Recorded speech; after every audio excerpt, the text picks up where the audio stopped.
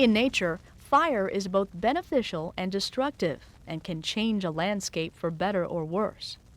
Although fire kills many plants and animals, it also removes leaf litter and keeps brush from forming dense thickets. Many animals and plants have lived with fire for thousands of years and have adapted to survive. However, other fires contribute to erosion and wash nutrients from the soil. Most of the landscape in America has burned one or more times during the past few hundred years. Today, carefully controlled burns are helping to restore natural communities such as prairies and glades.